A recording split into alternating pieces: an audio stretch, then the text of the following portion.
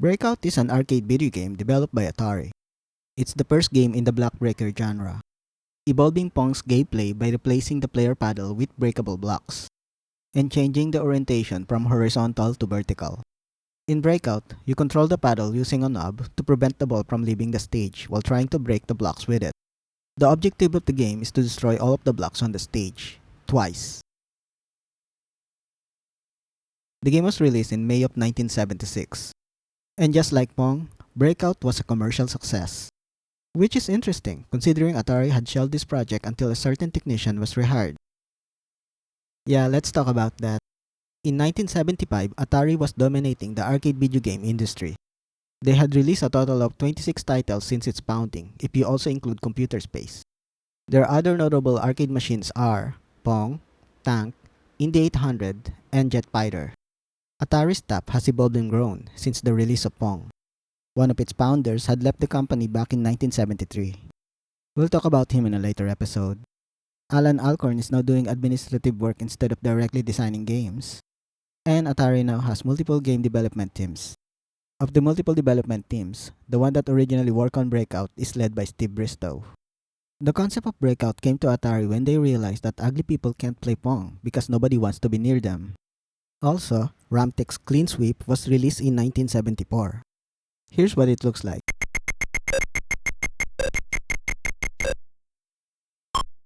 Anyway, Bristow's team completed Breakout's prototype with, let's just say 150 chips. But that's a problem, because they just noticed that arcade goers are now moving away from ball and paddle games. Recognizing the potential failure, Nolan Bushnell decided that Breakout should be redesigned to only have, let's just say 100 chips or less, as a risk mitigation strategy. But naturally, none of Atari's engineers wanted to work on this risky project. By that time, a technician named Steve Jobs, who, by the way, disliked by most Atari employees, was rehired. Nolan Bushnell remembers Jobs' friend, Steve Wozniak, a calculator designer from HP, who had built his own version of Pong. So he assigned the Breakout project to Steve Jobs, knowing that Jobs would recruit Wozniak for help. Jobs took on the project and, as expected, asked his friend Wozniak to handle the actual designing part. After working on it for 4 nights non-stop, Jobs presented their Breakout prototype to Atari. The new version only uses, let's just say 50 chips. Wozniak was able to pull this off because he used RAM chips for the blocks on his design. Oh, flash quiz! Who's the developer of Breakout? Is it Nolan Bushnell, Steve Bristow, Steve Jobs, or Steve Wozniak? Correct, it's Gary Waters. Steve Bristow assigned Gary Waters to upgrade Wozniak's design to include sound, coin mechanism, on-screen scoring system, and to streamline it for mass production.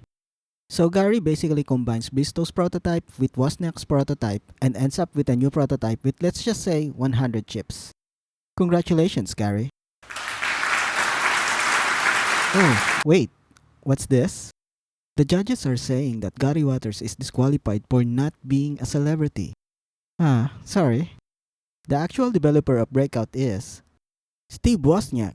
Congratulations, Wozniak.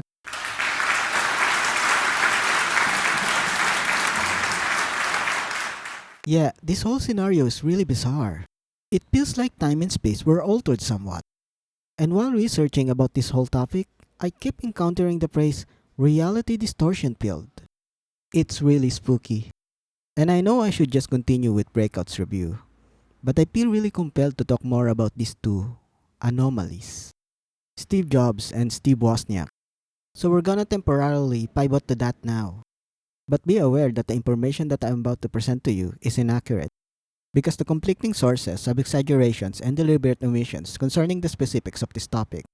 And so, as a YouTube essayist might say, take it with a grain of salt.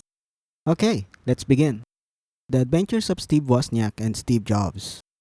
In 1971, in Santa Clara County, California, there was this high school kid named Bill Fernandez. He's friends with Steve Jobs, a high school student who likes tinkering with electronics, likes to play pranks on people, and whose name is Steve. And it's also important to note that Steve Jobs had worked part-time selling surplus parts at a local surplus parts dealer, and is partially involved in the ongoing counterculture at that time, the hippie movement. Bill is also friends with his neighbor, Steve Wozniak, a college student who likes tinkering with electronics, likes to play pranks on people, and whose name is Steve. And it's also important to note that Wozniak is a computer whiz. He designs computer and writes software in his freshman year in college. So, of course, Bill introduced them to each other, and it's the start of a beautiful friendship. In 1972, the Steves built and sold these illegal devices called blue boxes.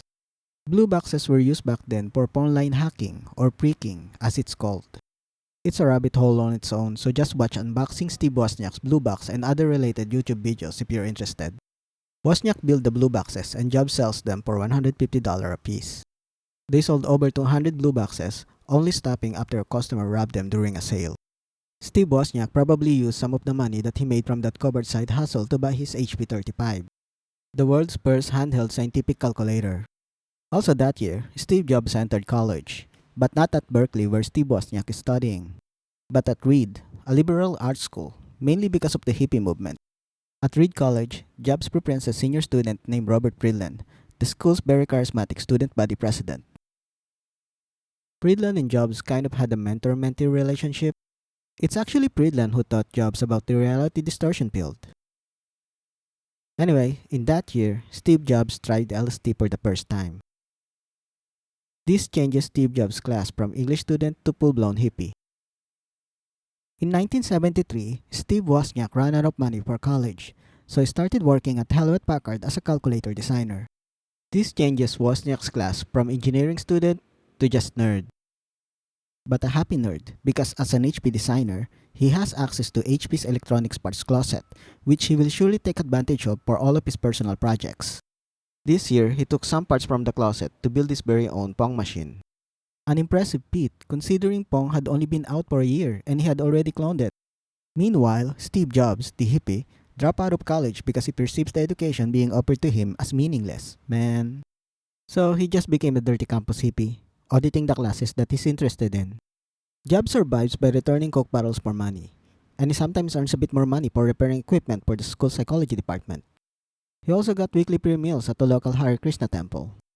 Jobs probably worked at Robert Friedland's apple orchard on the weekends at that time, a farm an hour's drive away from Reed. And Friedland went to India that summer break.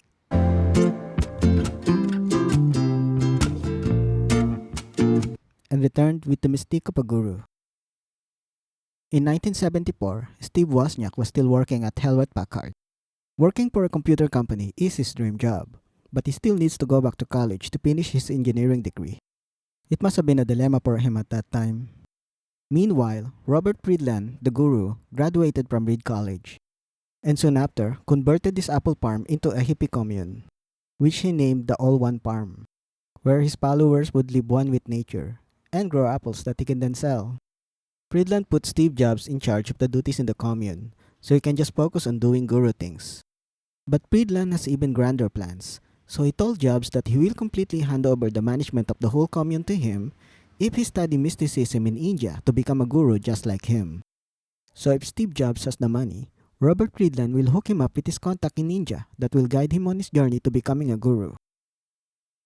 Steve Jobs then visited his friend Steve Wozniak, looking for something that he can sell to fund his trip to India. Wozniak showed Jobs his Pong clone, which gave Jobs an idea. Jobs took the machine to Atari and used it as a prop as he asked them for a job. The dirty hippie actually made a good first impression to his interviewer, Alan Alcorn. Alcorn liked Jobs' enthusiasm for technology and was impressed with the Pong machine that Jobs implied that he and his friend Steve Wozniak built together. And he was probably affected by Jobs' low-tire reality distortion field, so Alcorn hired Jobs as a computer technician, employee number 40. Atari employees didn't like Jobs because of his disagreeable and arrogant personality.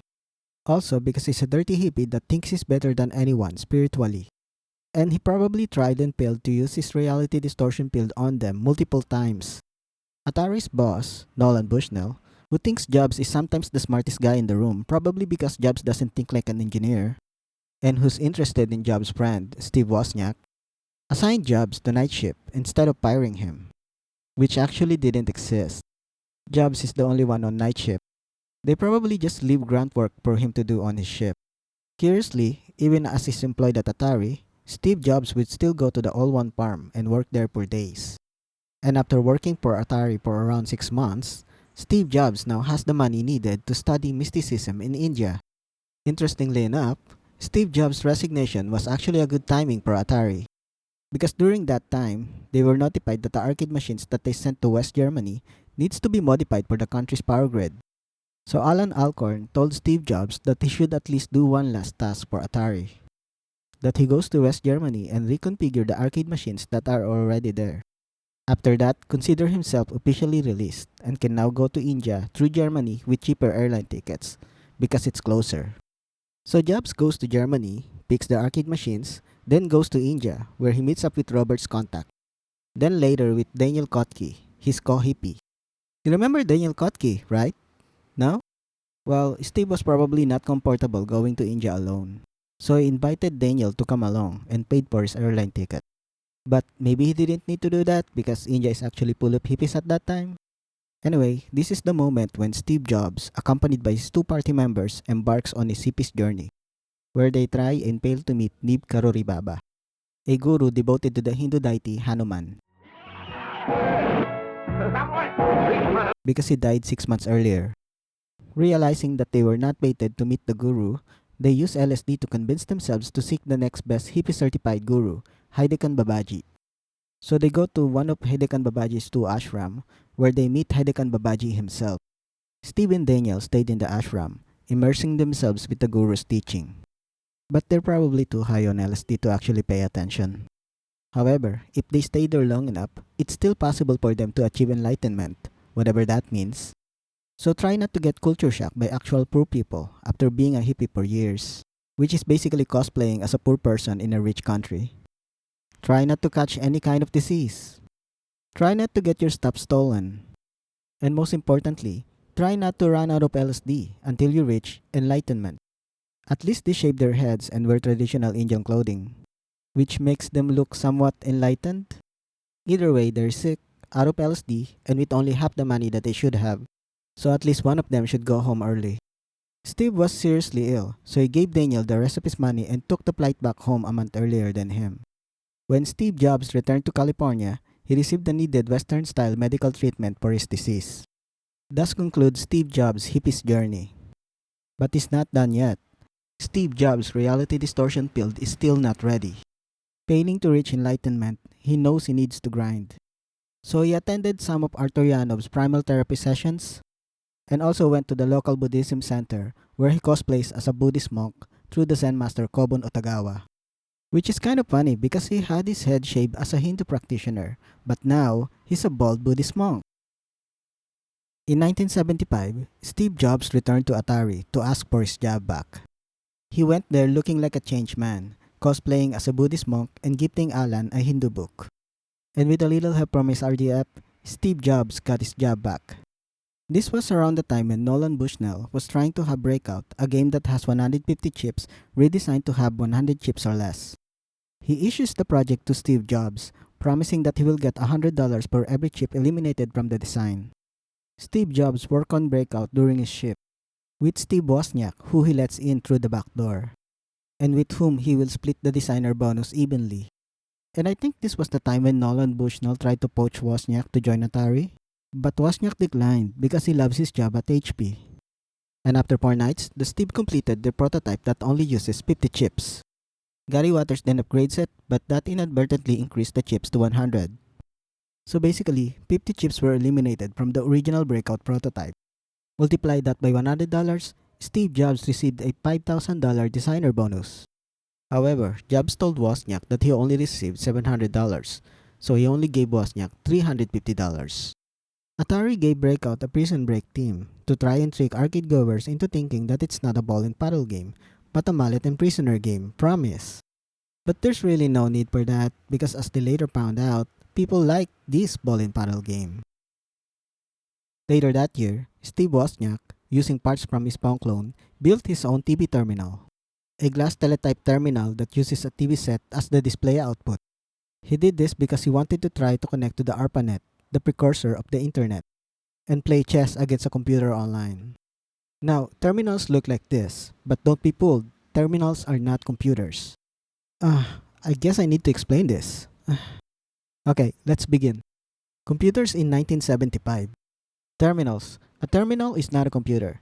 Think of it as a monitor and a keyboard connected to a circuit board that is then connected to a mainframe computer. Mainframe. A mainframe is a computer the size of a fridge. Mainframe computers are designed to support hundreds of terminals.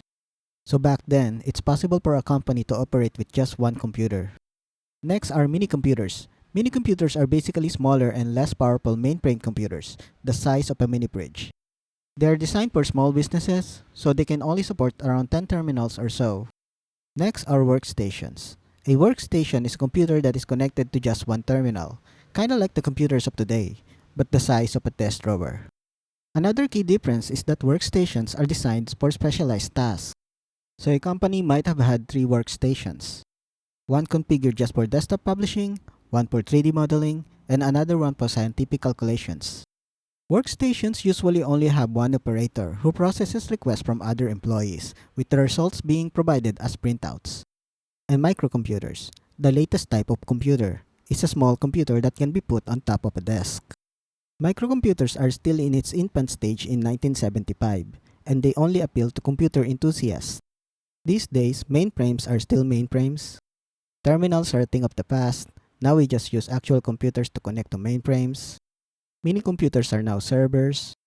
Microcomputers are now desktop computers that comes in low-end, mid-range, and high-end hardware that focuses on CPU core speed, mainly used for gaming.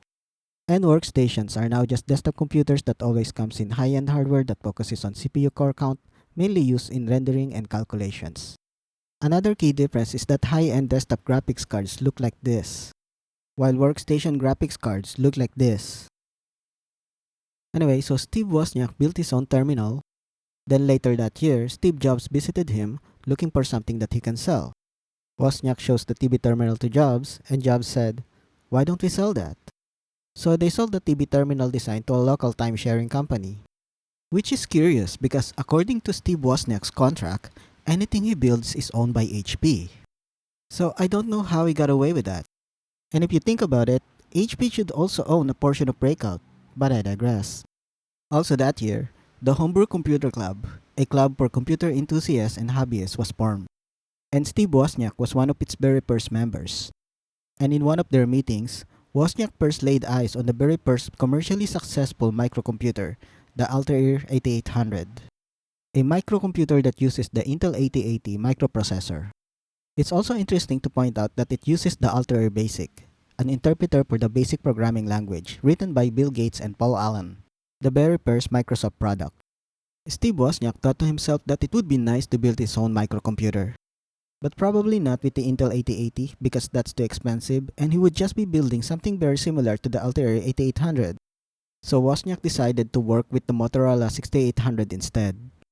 But he also can't afford that microprocessor at that time, so he just designed his microcomputer on paper. Then, Wozniak attended the Westcon trade show of 1975, where he got hold of the newly launched inexpensive microprocessor, the MOS Technology 6502, for just $25. The 6502 was designed by the same engineers that designed the 6800. And they made it so that a computer designed for the 6800 could easily be modified to use the 6502 instead. So Steve Wozniak modifies his design and started building his computer with the 6502 microprocessor. Now if you're wondering how come the 6502 was so cheap, oh god, I have to explain this one too. There are actually 3 reasons why it costs so very little. The first and least significant one is the transistor count. The 6502 has the least transistors out of the 3 competing microprocessors. Less transistors means less instruction sets, yes, but also less failure points, which means higher yield. The second one is the new power supply design called depletion load NMOS. In a nutshell, depletion load NMOS allows the 6502 to just have one power source, which means simpler design, which means less failure point, which means higher yield. And the third one is the use of the new photolithography production process called the microline system. The very first projection aligner, where the photomask is held above the silicon wafer instead of being put directly on top of the silicon wafer, completely eliminating defects caused by the physical contact of the photomask and the silicon wafer, which means higher yield. Basically, the 6502's production yield of 70% allowed it to be priced for much cheaper compared to the other microprocessors' production yield of just 30%, making it one of the most successful microprocessors from 1975 up to the mid-80s. Where were we? In 1976, Steve Wozniak completed his microcomputer, integrating it with his TV terminal. This action turns Wozniak from a nerd to an arch nerd. Now he has just built one of the very first 6502 computer. That's a big deal. So he immediately presented his computer to HP as a new product line. He implored them to please build this machine, but they turned him down. Well, you can't really blame them because HP has the HP 3000. And no, I'm not exaggerating. That is the name of their latest mini computers at that time. The HP 3000 is at least 3 times faster and has way more features than Wozniak's microcomputer. No hard feelings, bro. Wozniak then later presented this computer at the Homebrew Computer Club, where it was met with acclaim. Meanwhile, Steve Jobs quit his job at Atari, bought a Volkswagen bus, also known as a hippie van, and went back to the All-One farm to challenge Robert Friedland for the leadership role of the commune. Steve Jobs had studied Hinduism, Buddhism, also that weird primal scream therapy thing. He might not be a guru, but he knows he's no longer just a mere hippie. Wielding a formidable reality distortion field, Jobs is now an arch hippie. And so, Steve and Robert do battle.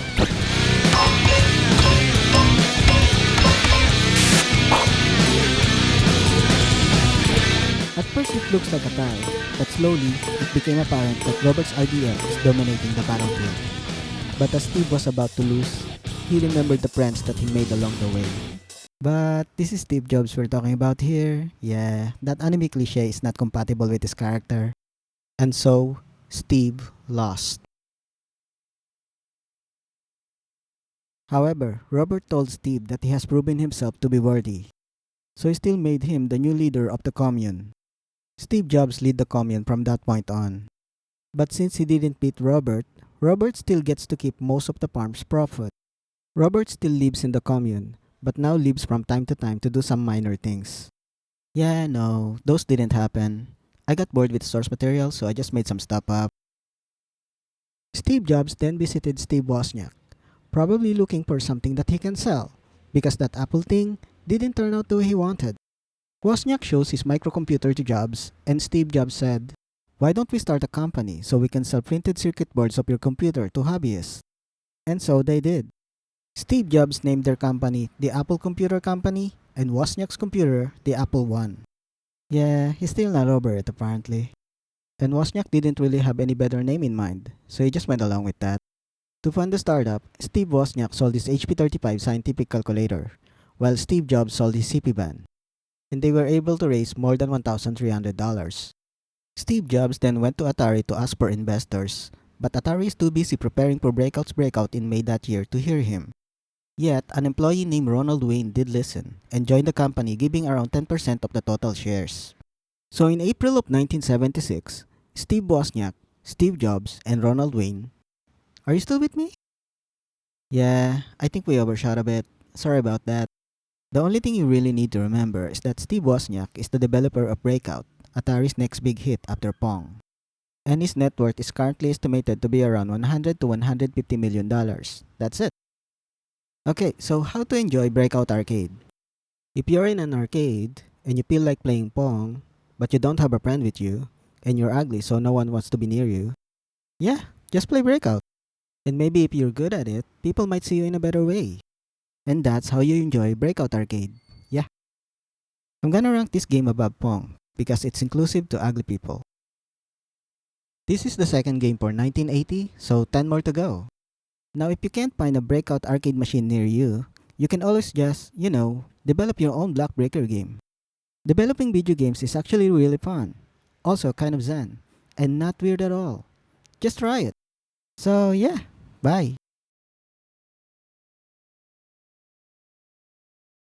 Hey, so last episode we converted the tennis game to a fantasy-themed action game. In this episode, we're gonna add a block breaker level in our game, LeLeLe. Now, if you don't want to do the whole 5 steps, you can download a copy of the updated version and its source code on my Discord, on my Patreon, link in the description. Okay, let's do this. Step 1 Trim the longest class file, tennismap.java. Last episode, we employed an entity system, but it's only really used by the hub world map and not the tennis map. So the ball, player, evil wizard, magic shields, and magic walls are all elements of tennis.java, not entities. That's not good. The hallway walls can stay as map elements, that's fine. So now, we're gonna convert the magic walls into actual entities. Just the magic walls to keep this step short, and the other map elements can wait. So yeah, let's do that. ニュークラス。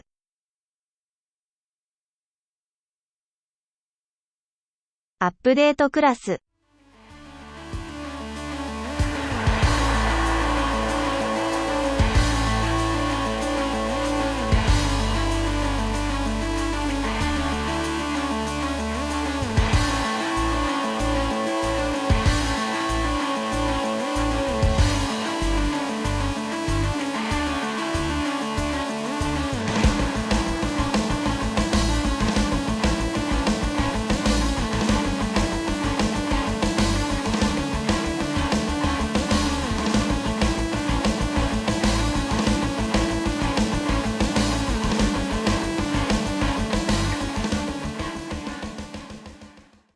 And there you go. The magic walls are now entities. Tennismap.java is now smaller, but it did lose the shortcut that I wrote for the collision detection of the magic walls and the ball. So now, it checks all 6 magic walls for ball collision instead of just the ones at the forefront of the action. It's a sacrifice we have to make to achieve a more streamlined code. Okay, let's keep going. ステップ2。 Normalize all sound effects. Last episode, we created our own sound effects. But I just noticed that some sound effects are a bit loud and others are a bit soft. Yeah, I forgot to normalize my sound effects. This is not really a step, just a PSA. If you've created a sound effect or downloaded a sound effect, don't forget to normalize it. Currently, I only have 10 sound effects, so it didn't really take me long to process them. Now, if you don't know how to normalize audio, just open it in Audacity, select the whole file, and use the normalize option from the effects menu. I normalized mine to -3.5. I think that's a good amplitude.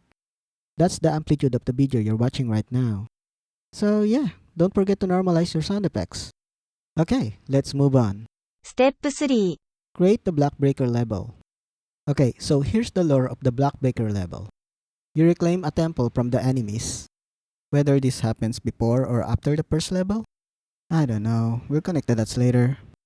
So, at the center of the temple, there's a bunch of randomly placed small demon summoning rectangles that are about to open to let small demons or imps enter your world. Now, if the imps get in, they will not fight you because they can sense that you're strong, right? So instead, they will fly towards and attack your weakened party members, which would cause a game over screen. So, to prevent that, you raise a magic wall behind you, and you summon the magic ball to quickly take care of the demon summoning rectangles. And that's the gameplay of this level. ニューアセッツ。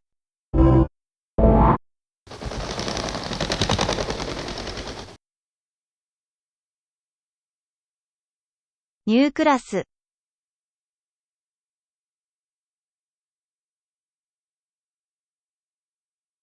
アップデートクラス。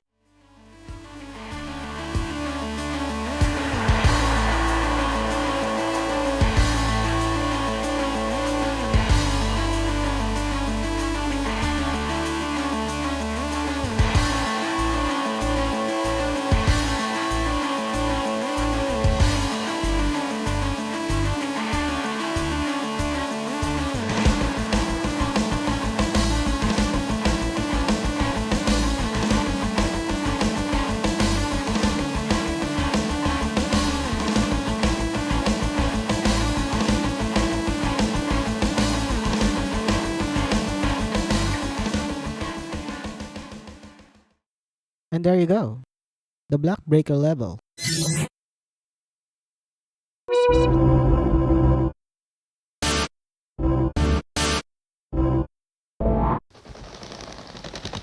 didn't include the player paddle yet.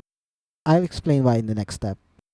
So, in this level, if you lose the game, the imps get summoned and flies away from you to attack your party members. Side note, I renamed the energy wall PNG file to energy wall B, because we now have a horizontal energy wall. I also renamed explode.png to explodewhite.png, because we now have a red explosion image. And I renamed collision ball to wall tennis map.java to just collision ball to wall.java. because it's also now used by the block breaker map, not just the tennis map. And I should mention that the imp summoning rectangles are like energy walls. They are also magic wall entities. They are rectangles that have HP that can be destroyed by the magic ball. The level contains 234 blocks, each of which is either enabled or disabled, resulting in randomness, cavities you can exploit, and of course, replayability. Now let's add the paddle and the player. Step 4. Create the horizontal paddle and player entity. The thing about the player and the paddle is it doesn't feel quite right if I extend them to the abstract entity class, because the paddles and entities in the tennis level are also still not real entities, in a sense. Yeah, so we're just gonna make a generic paddle class and entity class for now. And then, in the next episode, we'll make them all extend to the abstract entity class. This will make the code simpler and satisfy my autism both at the same time. New assets. New class.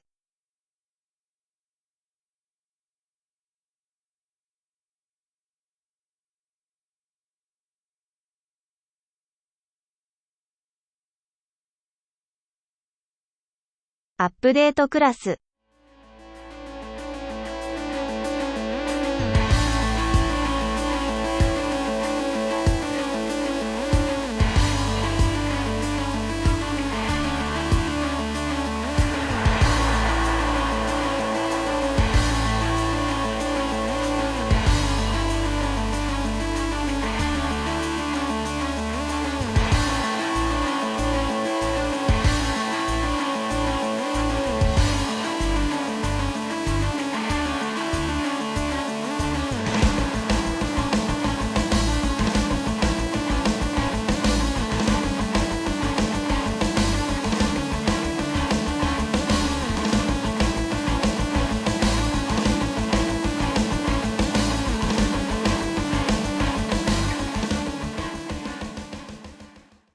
And there you go. The player entity and player paddle.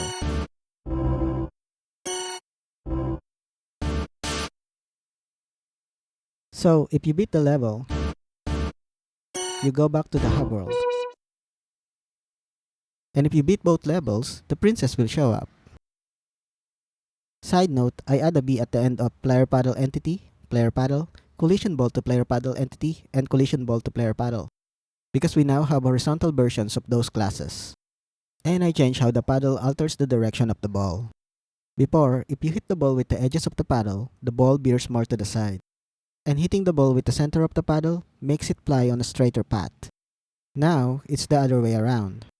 Hitting the ball with the edges makes the direction straighter, and hitting the ball with the center makes the direction more to the side.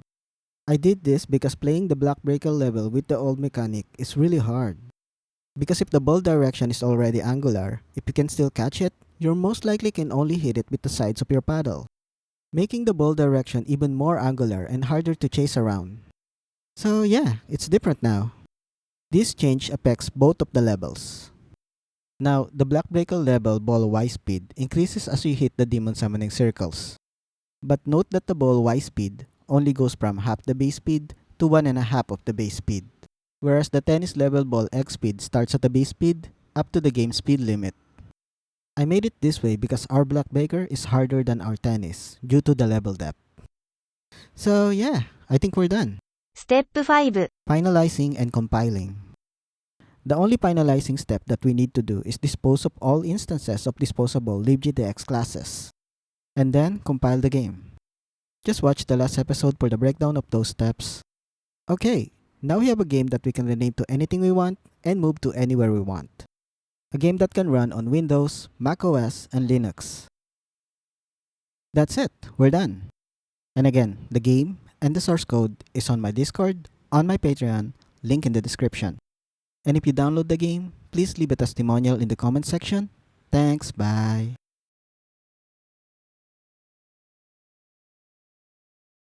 Hey. Last episode, we established that a tennis level that has 13 rectangles uses around 35% of Benchmarker Mark 1's processing power. And now, we're gonna test if the updated tennis level and the block breaker level can run on a 1-core, 1-thread computer. So brace yourselves. LeLeLe Ver.1.4 versus Benchmarker Mark 1. Here we go! It's a running gag if you're new here. So here are the results. After updating Linux Mint, Goberlay, and Mango Hood, the Hubbard map is around 34%. And look at that! The updated Mango Hood can now see the IGP loads. Nice! And the tennis map, even after removing the shortcut collision detection, is still around 35%. Now, if you're wondering why I included the RAM in Mango Hood, it's not because RAM is critical in this test. No, not at all.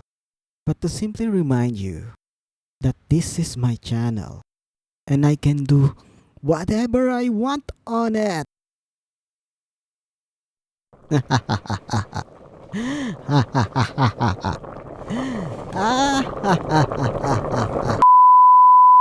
And the new block breaker map is around 36%, which is surprising for me because this map has an average of 123 rectangles. Perhaps I underestimated the G440 too much. And collision detection is not really that CPU intensive. We'll increase the game's resolution next episode. We'll see if that has a significant effect on the game's CPU requirements.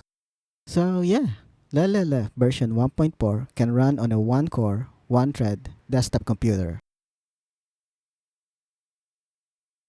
Before I end this video, I just want to mention a few things. I've been using Eclipse for months now, and switching from NetBeans to Eclipse for this YouTube thing is not really a big issue. They're pretty much the same. I thought it's gonna be like switching from Microsoft Office to LibreOffice, but no. NetBeans and Eclipse are both top-tier IDEs. I just want to put that out there. And I'm gonna add an Assets Manager class next episode because I feel like I'm handling disposables all wrong. I always thought that the Assets Manager is only used when you need a loading screen to cut your game into portions so that you don't load the whole game into the RAM in one go. Especially if your game is more than half of your RAM size. Yeah, but it turns out the Assets Manager is also a more elegant way of handling disposables. Because you only need one class to load assets into the RAM and dispose assets from the RAM. I think that's how the Assets Manager works. We'll see next episode. And I bought a pop filter. So if you notice any improvements or reduction in the audio quality, it's the pop filter.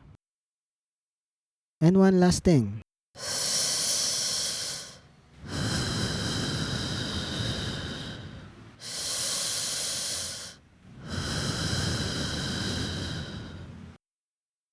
Click the like button now. You like this video. Click the like button now. Leave a comment now. Write something about the weather or something. Leave a comment now.